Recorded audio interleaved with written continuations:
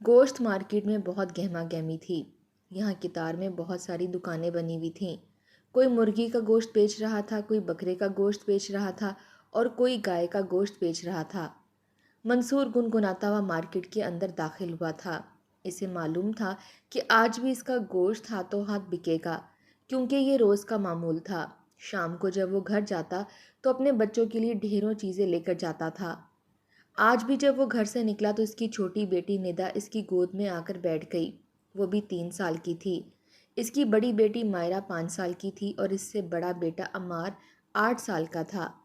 منصور اپنے بچوں سے بہت پیار کرتا تھا۔ صرف بیٹا ہی نہیں، بیٹیاں بھی اس کی آنکھوں کا تارا تھیں۔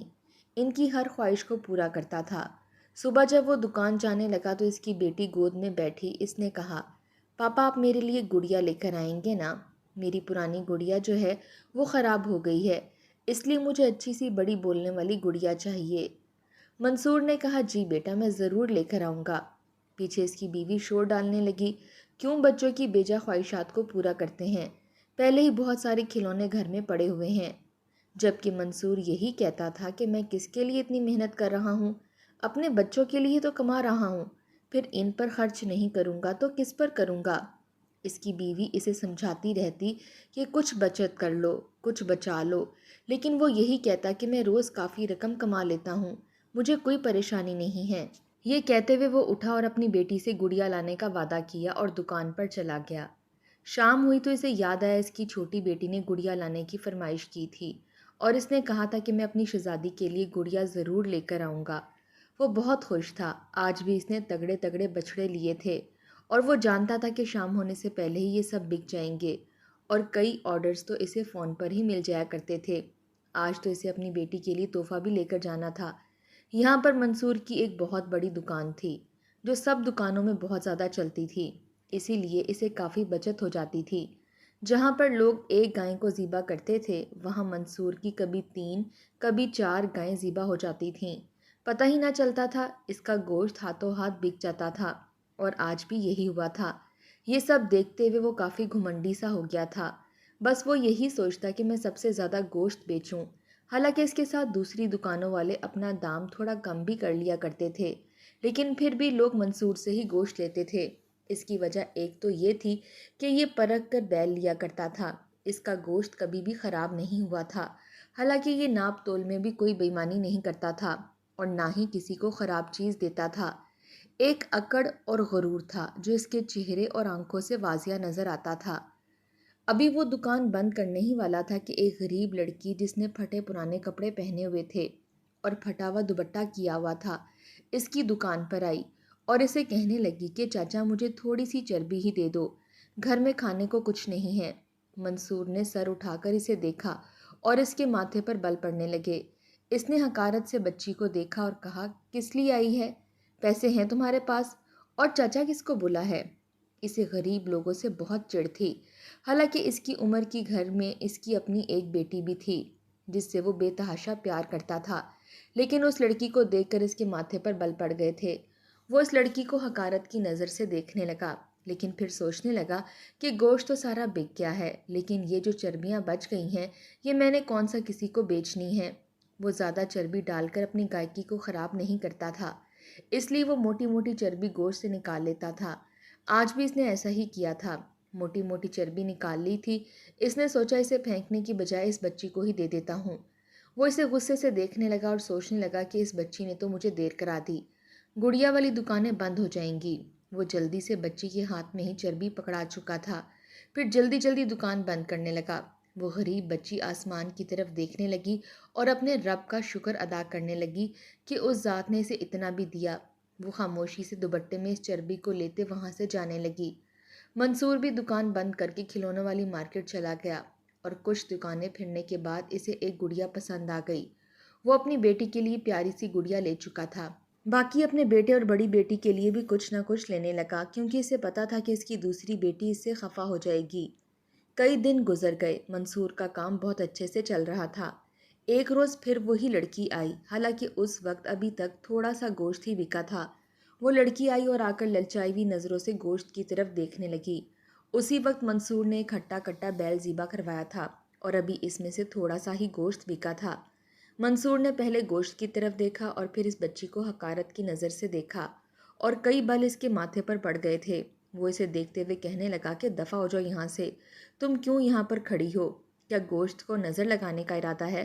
جب دیکھو منہ اٹھا کر آ جاتی ہو، کہیں اور جا کر مانگو۔ حالانکہ دیکھنے میں وہ فقیرنی یا کوئی مانگنے والی نہیں لگتی تھی، شکل و صورت میں بہت پیاری اور معصوم سی بچی تھی۔ غربت بھی انسان کو کہاں پر لے آتی ہے۔ اس نے منصور کے سامنے ہاتھ پھیلائے اور کہنے لگی، چاچا مجھے بے شک گوشت نہ دو، چربی اور پھینکنے والی ہڈیاں ہی دے دو، ہمارا ایک وقت کا کھانا بن جائے گا۔ منصور نے اس کی طرف کوئی دھیان نہ دیا۔ وہ کافی دیر وہیں پر کھڑی رہی اور منصور اپنے گاہکوں کے ساتھ لگا رہا۔ کافی ٹائم گزرنے کے بعد منصور نے پھر اسے دیکھا اور اسے گالیاں دینا شروع کر دیں کہ تم ابھی تک یہیں پر کھڑی ہو، کیسی ڈھیٹ ہے یہ لڑکی، ارے تیری نحوست سے میرے گاہک آنا بند ہو گئے تو میں تجھے چھوڑوں گا نہیں۔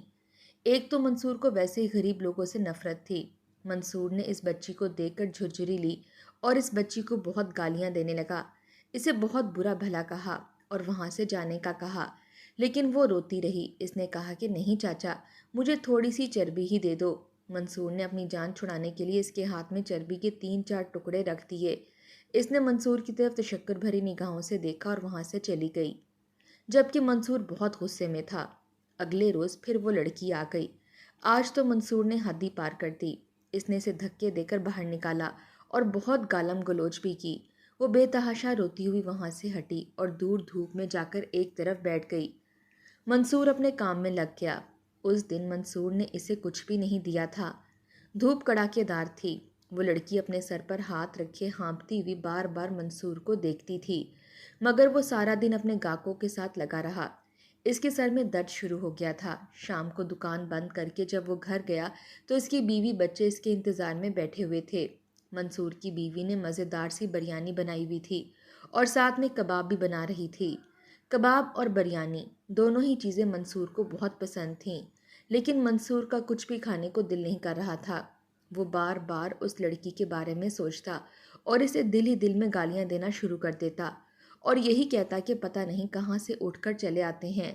بہرحال اس نے سر درد کی گولی کھائی اور ساتھ ہی اس کی بیوی چائے کا کپ بھی لے آئی کہ آپ کو آرام آ جائے گا۔ منصور نے بیوی کے ہاتھ سے کپ لیا اور اپنی بیوی سے کہا کہ میں چائے پی کر کچھ دیر کے لیے آرام کرنا چاہتا ہوں۔ وہ کچھ ہی دیر میں سو گیا۔ صبح اس کی آنکھ ذرا جلدی کھلی تھی۔ اس کے بچے بھی جاگ چکے تھے اور اسکول جانے کی تیاریاں کر رہے تھے۔ کچھ ہی دیر میں منصور نے بھی نکلنا تھا۔ اس نے ناشتہ کیا اور دکان کی طرف چل پڑا۔ پہلے وہ جہاں سے مال اٹھاتا تھا وہاں گیا اور وہاں سے 3 بیل لیے۔ زیبا وہ اپنی دکان میں ہی کرواتا تھا، اس کی دکان میں ہی جگہ بنی ہوئی تھی۔ منصور وہیں پر زیبا کرواتا تاکہ لوگوں کو بھی پتہ چلے کہ وہ روز تازہ گوشت بیچتا ہے۔ وہ بیل لے کر دکان پر گیا تو اس کے کافی سارے گاہک وہاں پر کھڑے تھے۔ اس نے جلدی جلدی ہاتھ چلائے اور اپنا کام نپٹانے لگا۔ اس کا دھیان اب بھی اس بچی کی طرف تھا۔ بہرحال اس نے اپنے گاہک کو گوشت دیا۔ شام ڈھل گئی لیکن اس کا کافی سارا گوشت بچ گیا تھا۔ وہ حیران تھا کہ آج ایسا کیوں ہوا ہے۔ بہرحال اس نے وہ گوشت فریج میں رکھا اور گھر آ گیا۔ اگلے دن پھر جب وہ دکان پر گیا تو اس کی دکان پر بہت کم گاہک آئے ہوئے تھے۔ سارا دن بیٹھنے کے بعد بھی کل کا بچا ہوا گوشت بھی نہیں بک پایا تھا اور تازہ گوشت تو ویسے کا ویسا ہی دھرا تھا۔ وہ پریشان ہونے لگا۔ کافی دن گزر گئے، اس نے اپنا گوشت کم کر دیا۔ وہ صرف ایک ہی بیل ذبح کرواتا تھا، لیکن اس کے باوجود اس کا کافی سارا گوشت بچ جاتا اور بچا ہوا گوشت جب وہ دوسرے گاہک کو دیتا تو اگلے دن وہی گاہک اسے لا کر گلا کرتا کہ تم نے تو ہمیں خراب گوشت دیا تھا۔ حالانکہ منصور خود اسے چیک کر کے دیتا تھا کہ یہ گوشت ٹھیک ہے، لیکن پھر بھی کافی سارے گاہک اسے گلا کرتے تھے کہ اس کا گوشت خراب ہو گیا ہے۔ اسے اس بات کی سمجھ نہیں آ رہی تھی کہ شاید اس کے رزق سے برکت اٹھ رہی تھی۔ بہرحال وہ پھر بھی سوچ میں پڑ گیا۔ پھر اسے اس بچی کے بارے میں خیال آیا۔ اس نے سوچا کہ ضرور اس بچی نے کچھ نہ کچھ کیا ہوگا، شاید اسی وجہ سے میری گاہکی خراب ہو گئی ہے۔ کوئی بھی گاہک نہیں آتا، میں اتنی محنت کرتا ہوں، اچھے سے اچھا بیل لے کر آتا ہوں اور جو گوشت بچ جاتا ہے میں خود فریج میں رکھتا ہوں۔ صبح ٹھیک ٹھاک گاہک کو وہ گوشت دے دیتا ہوں، لیکن اس کے باوجود وہ خراب کیسے ہو جاتا ہے؟ یقیناً اس بچی نے کچھ نہ کچھ کیا ہے۔ وہ سوچنے لگا کہ یہ بچی کوئی مانگنے والی تو نہیں لگ رہی۔ وہ پریشان ہو چکا تھا۔ کافی دن وہ اس بچی کا انتظار کرتا رہا، لیکن وہ دکان پر نہیں آئی اور ادھر گھر میں بھی منصور کے حالات کافی خراب ہونے لگے تھے۔ بچے آئے دن کوئی نہ کوئی فرمائش کرتے رہتے، لیکن وہ بچوں کی فرمائشوں کو پورا نہیں کر پاتا تھا۔ 2 دنوں سے اس کی بیوی بھی اسے کہہ رہی تھی کہ اسکول میں بچوں کی فیس بھی بھرنی ہے، اور جو لڑکا انہیں گھر پڑھانے آتا ہے اس کو بھی ٹیوشن فیس دینی ہے، اس لیے مجھے کچھ پیسے دے دیں تاکہ میں بچوں کی اسکول فیس اور ٹیوشن فیس بھر سکوں۔ لیکن منصور کے پاس اپنی بیوی کو دینے کے لیے کچھ نہیں تھا۔ وہ بہت زیادہ پریشان ہو چکا تھا۔ اپنی بیوی سے کہنے لگا کہ میرے پاس پیسے نہیں ہیں، لیکن میں کچھ انتظام کرنے کی کوشش کرتا ہوں، جبکہ اس کی بیوی اس کے ساتھ لڑائی جھگڑا شروع کر چکی تھی۔ کہنے لگی کہ میں اسی لیے کہا کرتی تھی کہ کچھ پیسے بچا کر رکھیں، مشکل وقت میں کام آتے ہیں، لیکن آپ کو میری کوئی بھی بات سمجھ نہیں آتی تھی۔ کافی دن ایسے ہی گزر گئے۔ منصور کے گھر کے حالات بہت خراب ہو گئے۔ اس نے اپنے ساتھ والے 1-2 لوگوں سے ادھار بھی مانگنے کی کوشش کی کہ کم از کم اپنے بچوں کی فیس ہی ادا کر دے، لیکن اسے کسی نے ادھار نہ دیا، کیونکہ باقی سب دکاندار بھی دیکھ رہے تھے کہ منصور کا کاروبار نہیں چل رہا، اسے کافی نقصان ہو رہا ہے، اس لیے انہوں نے بھی اس کی مدد نہ کی۔ وہ شاید یہ سمجھتے تھے کہ اگر اسے ایسے ہی نقصان ہوتا رہا تو ان کے دیے ہوئے ادھار پیسے بھی ڈوب جائیں گے، اس لیے انہوں نے منصور کو ادھار دینے سے انکار کر دیا تھا۔ منصور بہت پریشان تھا۔ جہاں سے وہ گوشت لاتا تھا وہاں بھی کافی ادھار چڑھ گیا تھا۔ منصور بے حد پریشان تھا۔ ادھر گھر اس کی بیوی بھی جھگڑا کرنے لگی تھی، کیونکہ گھر میں ضرورت کی اشیاء بھی کم پڑ رہی تھیں۔ آئے دن دونوں میاں بیوی کا آپس میں جھگڑا ہوتا رہتا۔ ایک دن تو حد ہی ہو گئی۔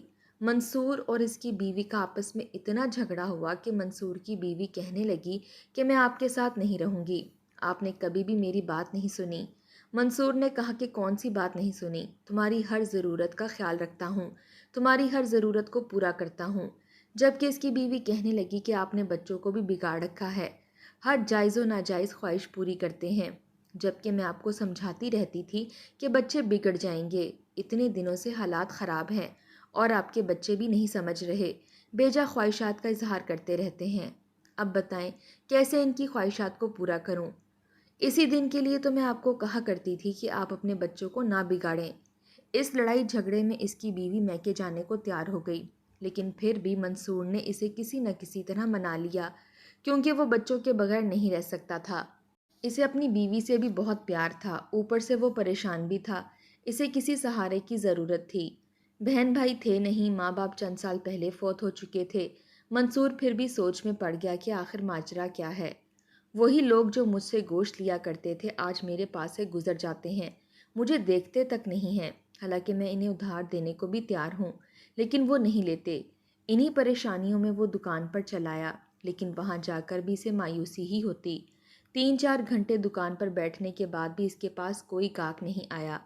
کچھ دیر کے بعد وہی بچی اس کے پاس آئی اور وہ اسے دیکھ کر بھڑک اٹھا۔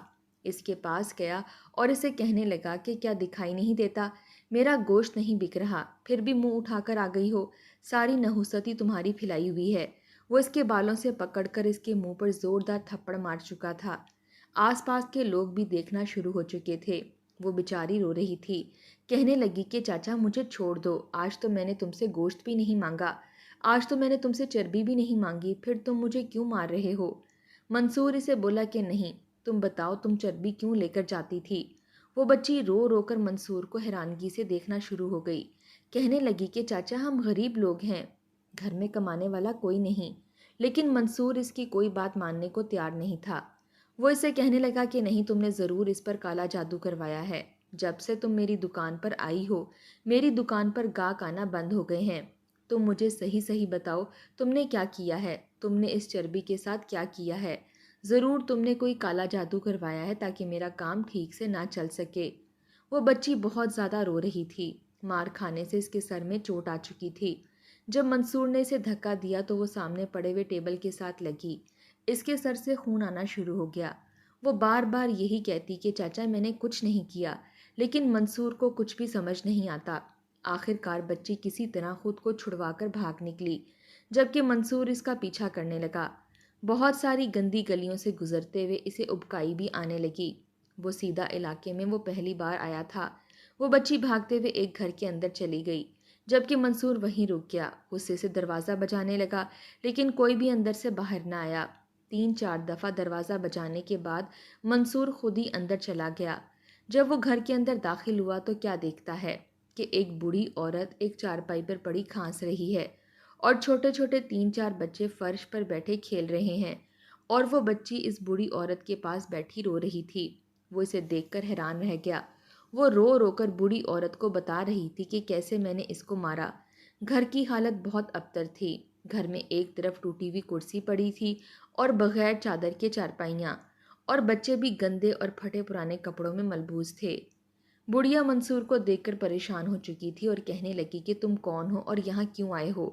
بچی منصور کو دیکھ کر مزید ڈر چکی تھی۔ کہنے لگی کہ دادی، اس چاچا نے مجھے مارا ہے۔ وہ پھوٹ پھوٹ کر رونا شروع ہو گئی۔ بوڑھی عورت بولی کہ یہ میری پوتی ہے، یتیم ہے، گھر میں کھانے کو کچھ نہیں تھا، تبھی یہ دکھیاری اس نوبت کو پہنچی ہے۔ منصور شرمندہ ہو چکا تھا۔ دل ہی دل میں سوچنے لگا کہ ان کے پاس تو کھانے کو کچھ نہیں ہے، یہ مجھ پر جادو کیا کروائیں گے؟ وہ بچی کی طرف دیکھنے لگا جو درد سے کرا رہی تھی۔ اتنے میں اس کی دادی ہانپتی ہوئی چارپائی سے اٹھی اور منصور کے سامنے ضعیف ہاتھ جوڑ کر بولی، بیٹا تم نے مارنا ہے تو مجھے مار لو، مگر میری پوتی کو کچھ مت کہو۔ جب اس کا باپ زندہ تھا تو باپ کی جان اس میں بستی تھی۔ ارے یتیمی نے آج اسے اس حالت میں کر دیا ہے کہ در در کی ٹھوکریں کھا رہی ہے۔ چھوٹے چھوٹے بچے بھوک سے نڈھال تھے۔ چھوٹا بچہ تو صحن سے مٹی کھود کر کھا رہا تھا۔ منصور بہت شرمندہ تھا۔ بڑھیا روتے ہوئے بولی کہ بس یہ تو اللہ تعالیٰ کی طرف سے ایک آزمائش ہے۔ میرا بیٹا اور بہو ایک حادثے میں اللہ کو پیارے ہو گئے تھے اور وہ اپنے 5 بچوں کو مجھ بوڑھی کے کندھے پر چھوڑ کر چلے گئے تھے۔ میں جب تک ٹھیک تھی ان بچوں کا خیال رکھتی رہی، لوگوں کے گھروں میں جا کر کام کر کے میں ان بچوں کا پیٹ پالتی رہی۔ وقت ایسے ہی گزرتا رہا، ہم روکھی سوکھی کھا کر گزارا کرتے رہے۔ میری بڑی پوتی تو اسکول بھی جاتی تھی، لیکن اب میری ان بوڑھی ہڈیوں میں زور نہیں کہ میں لوگوں کے گھر جا کر کام کروں، اور میری پوتی بھی اتنی چھوٹی ہے کہ جس کے گھر بھی گئی اسے کسی نے کام پر نہیں رکھا کہ یہ اتنی چھوٹی بچی کیا کام کرے گی۔ میرے پاس جو کچھ تھا وہ تو ایک ہفتے میں ہی ختم ہو گیا۔ منصور نے بڑھیا کی ساری داستان سنی، پھر خاموشی سے واپس پلٹ آیا۔ سوچنے لگا کہ میرے ساتھ کیوں برا ہوا ہے۔ اسی وقت مارکیٹ کا رخ کیا، مہینے بھر کا راشن خریدا، ادھار ہی سہی، مگر وہ جلدی سے اس بچی کے گھر جا کر راشن دے چکا تھا۔ وہ بچی سے معافی مانگنے لگا اور اسے ڈاکٹر کے پاس لے جا کر پٹی بھی کروائی۔ گھر آ کر وہ تمام حالات اپنی بیوی کو بتانے لگا تو بیوی بولی شاید اس بچی کو ڈانٹنے اور گالی گلوچ کرنے کی وجہ سے ہمارے گھر سے برکت اٹھ گئی ہے۔ منصور بھی کچھ سوچ میں پڑ چکا تھا۔ اپنے گھر سے قریب ایک بنی ہوئی مسجد میں گیا اور نماز ادا کی۔ اپنے اللہ تعالیٰ سے معافی طلب کرنے لگا کہ یا اللہ تو ہی رزق دینے والا ہے، میرے رزق میں برکت فرما اور میرے رزق میں اضافہ کر۔ میں آئندہ کسی کے ساتھ ایسا رویہ روا نہیں رکھوں گا، بلکہ امیر غریب کا فرق بھی مٹا دوں گا۔ منصور اپنے آپ سے ایک وعدہ کرنے لگا کہ اس کا جو بھی گوشت بچے گا وہ اسے رکھے گا نہیں، بلکہ غریبوں میں بانٹے گا۔ اگلے روز جو بھی گوشت بچا اس نے وہ راہ چلتے بھکاریوں اور غریب سفید پوش لوگوں میں بانٹ دیا۔ یہ اس کی نیک نیتی تھی کہ دھیرے دھیرے اس کے رزق میں برکت لوٹ آئی اور اس کا کام پہلے سے بھی دگنا ہو گیا۔ وہ کئی غریبوں کا سہارا بن چکا تھا، کتنے ہی گھروں کے چولہے اس کی وجہ سے جلنے لگے تھے۔